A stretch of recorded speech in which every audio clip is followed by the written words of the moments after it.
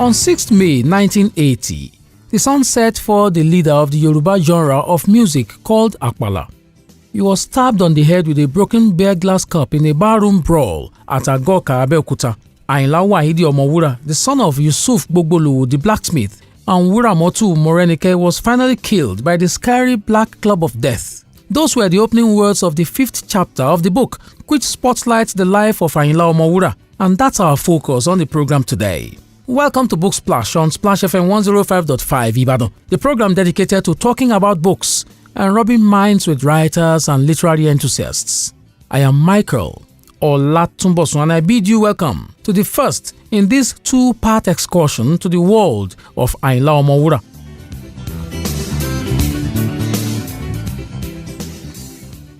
On Wednesday, the 6th of May 2020, precisely the 40th anniversary of the death of this icon of Apala music, a book was published to tell the story of his life and times. The book is titled Ayinla Omowura, Life and Times of an Apala Legend, written by Dr. Festus Adedayo and published in 2020 by Knowledge Publishing, Ibadan. The author, Dr. Festus Adedayo, is a journalist, a fiery columnist, media intellectual, and lawyer. He holds a Bachelor of Arts degree in philosophy from the University of Lagos and both a master's degree in political science and PhD in political communication, including a Bachelor of Law degree from University of Ibadan.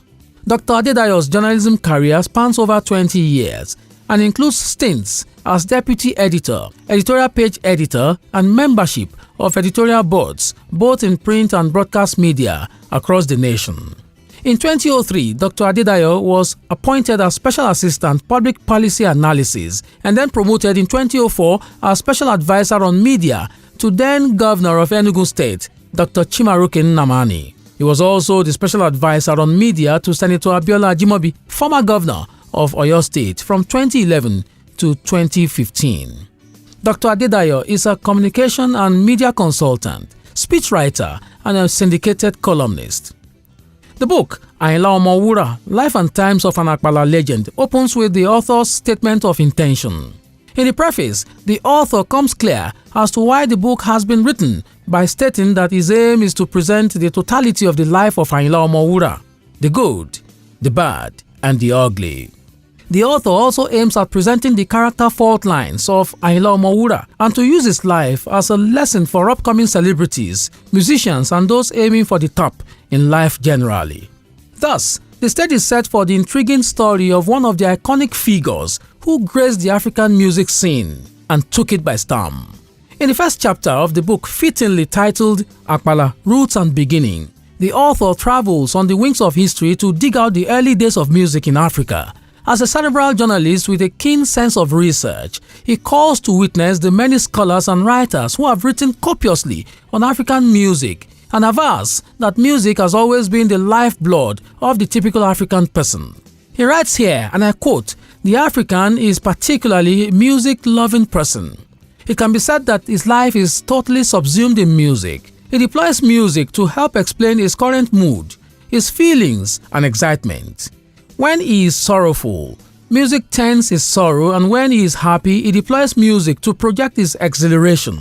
While at the moment of joy, the African deploys music as a weapon to explain his excitement. He uses music at the point of his lowness in spirit to lift himself up."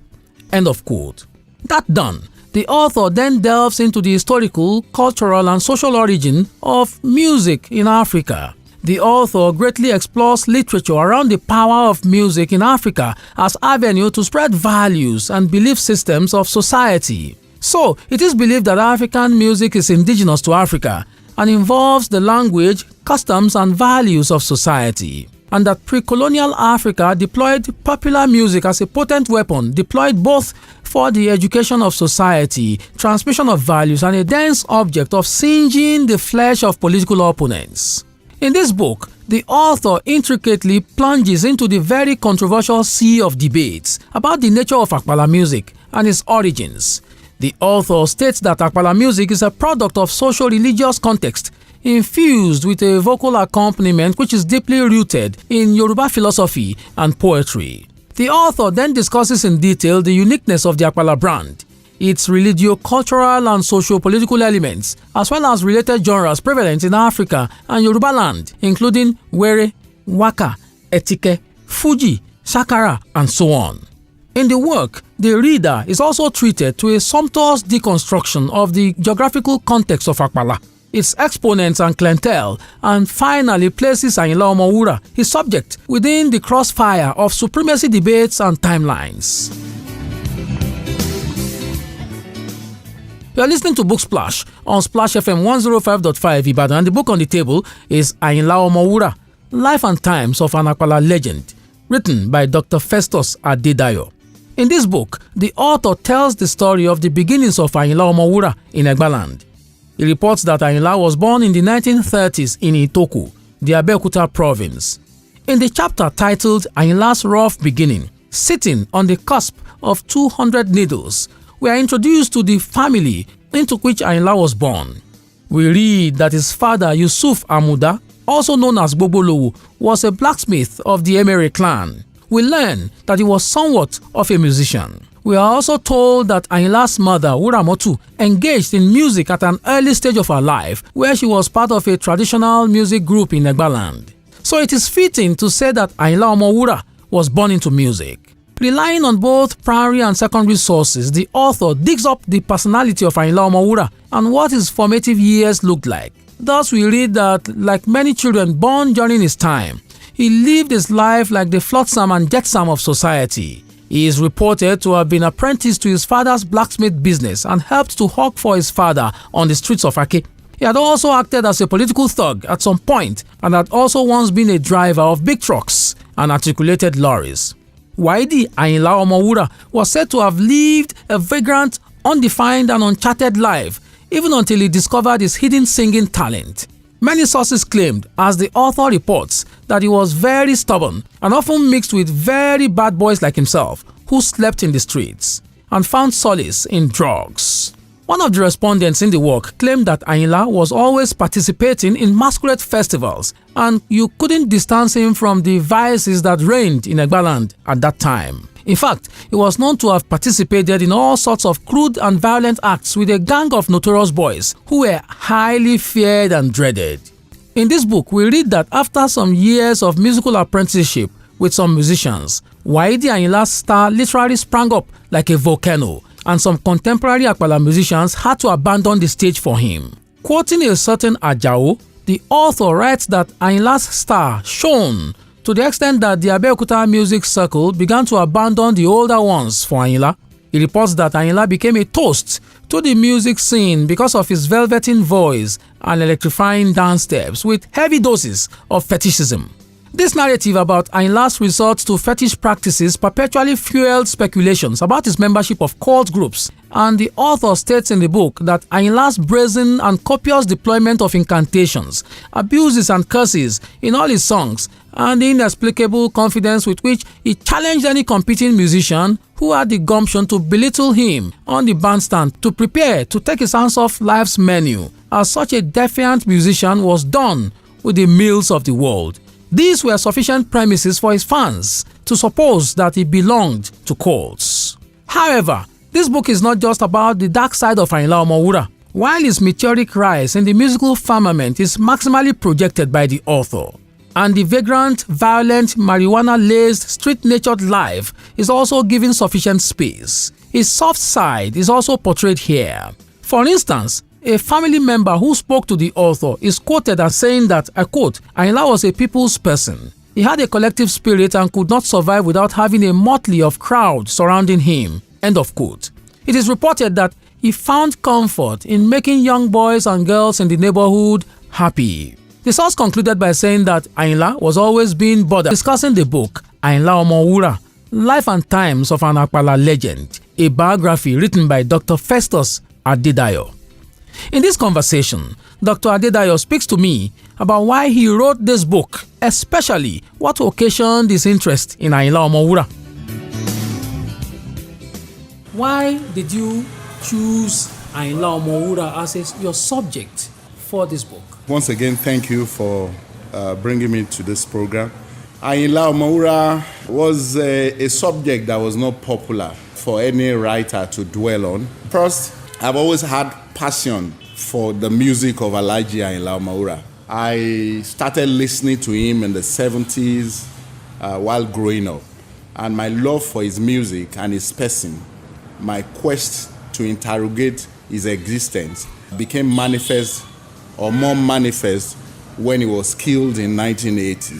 And so thereafter, I started, being inquisitive about his life, about his music, about what led to his death. So I remember my first write-up about Alhaji Ayinla Omowura was in 2004. I was in Enugu then, and I remember writing a piece entitled Ayinla Omowura, something about the Sybarite, a man who liked women, wine, and good life generally. So I just wanted to document history. I was interested in documenting the unusual, the enigma that Ayinla Omowura was. I wanted to share what I knew about Alhaji Ayinla Omowura.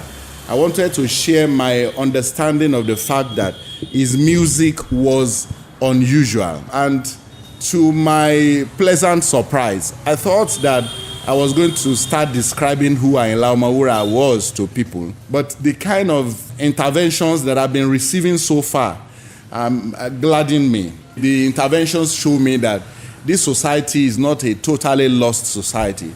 People are still reconnecting with their roots because Ayinla Omowura signposts an African roots. He signposts or signposted the culture that many of us have thrown away. Okay. What people don't know is that as a columnist, as a writer, most times I drank from the brooks of Ayinla Omowura's songs. In fact, some of his songs, I used them to write my column. Okay. I give you an example. A few weeks ago, I wrote about Debi, the Chadian president who routed Boko Haram insurgents in Chad.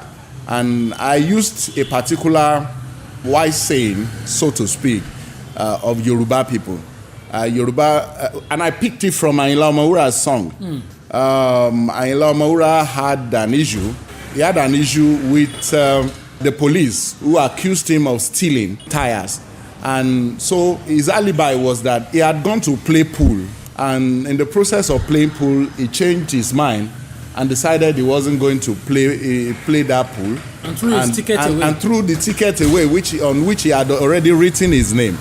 And so the breeze blew the torn ticket, to the place where the robbery took place. And the police accused him of theft. And when he was singing, he said, Adasini lorun o aya odogo eleru weru eleru won weru. Oni kan je koko unde boya ari, because the wife implicated the husband. They were searching for something in the neighborhood and they got to the wife. They said, "Wife, where is your husband?" She said, "He's not at home." And they said, "Okay, we want to search your house. There's a missing object that we're looking for." And what the woman said was that, "Eje koko mi de boya ba yin ri." And so, I used that statement to write that piece, and which was applauded, all over. And if you read my articles, you will see Ayinla Omowura there. And some people, one very silly friend of mine, said that I was Ayinla Omowura's lost child because I always referenced him. I believe that the world has a lot to learn from the life of Ayinla Omowura. Upcoming artists, people who are climbing the ladder of achievements in society, need to read about how he fell. Which was why you put it that one of your basic aim was to spotlight the good, the bad, and the ugly. Exactly. That was what I did in the book. I didn't write a hagiography on Ayinla Omowura. It's not a book where you find all the good things about Ayinla Omowura. I also showcased the fact that Ayinla Omowura lived a very violent life. He was a user of marijuana. He was a very generous man. Of course, he was an extremely talented man. Many of the people I interviewed said, "Oni lara la Ayinla Omowura," that he was always envious of other people, that in spite of how God blessed him, he rose from the mud. He was a street boy, and he rose to the zenith of achievement. In terms of material wealth, he had used 2 brand new Mercedes-Benz 230. Mercedes 230. He had a 504 Peugeot 504 brand new. In fact, one of my sources told me that he was going to purchase a brand new Audi before he died. And so he had built house, he had done all that, but he still died because he was fighting his band manager over a motorcycle. So you talked about showcasing the good, the bad, and the ugly in this book. Exactly. But it looks to me like even the bad and the ugly outweighed the good, based on the narration in the book. You are right. Perhaps because of my philosophy background, I look for disorder in order. As I said earlier, I didn't set out to write a hagiography. It was like a reconstruction of who Ayinla Omowura was. Let me tell you this fact, which you also can corroborate. Ayinla's kinsmen never respected him. In fact, I remember the day I went to Ayinla Omowura's house in pursuit of this research. I met some of his children who said, "Ṣé Ayinla Omowura náà lẹ wá wá láti Odidi Ìbàdàn?" So they thought that he was not worthy. They thought he wasn't worthy of writing a book on. Even his children felt he was just an Itoko man. They never knew that he was an international person. They didn't see him from in that light. So Ayinla Omowura was like a street thug. He was involved in masquerade. He was involved of all manner of notorious activities. But what you could not take away from him was his art, his inspiration, his talent. So in this book, you also have a sumptuous construction of the context of Apala and its exponents. Exactly. As well as the supremacy battles in those periods. Yes. But you see, the point is that Apala genre of music itself, it looks like in those days it was just the in thing, despite the fact that you had around it, you had Were, you had Fuji, you had all sorts. Reading the book, it looks like it was Ayinla Omowura himself who made Apala a global genre. You are very correct, but it won't be absolutely correct to say that it was only Ayinla Omowura. You had Haruna Ishola, of course. You had some others like you had Olowonyo. Olowonyo introduced guitar into Apala, and it was racy, fast tempoed. The youth liked Olowonyo. But Ayinla Omowura, his song was not as deep as that of Ayinla Omowura. Because it was basically just entertaining and abusing people. He had a very caustic mouth. In fact, he could abuse more than Ayinla Omowura. You know, in fact, he overwhelmed Ayinla Omowura in the area of abuse. And Ayinla Omowura could be said to have reigned from 1970 to 1980, just 10 years. But in those 10 years, he shot Apala into limelight. Before him, Christians, not many people associated with Apala. They felt it was an exclusive preserve of the Islamic faith, because many of them were erstwhile singers of Were songs and all that. That's its root in Islamic exactly. But Ayinla Omowura redrew the map of Apala. So he was such a musician. He was talented, but at the same time, we cannot lose track of the fact that he had some outlawry which was not desirable in society. In the book, he was represented to be a strong family man. He was extremely generous. Exactly. Even up to a fault. In fact, virtually everybody I spoke with, they underscored the generosity of Alhaji Ayinla Omowura. I spoke with 2 of his wives. One was Alhaji Agba. He said, when I hear people say that Ayinla Omowura didn't take care of his wives, I laugh.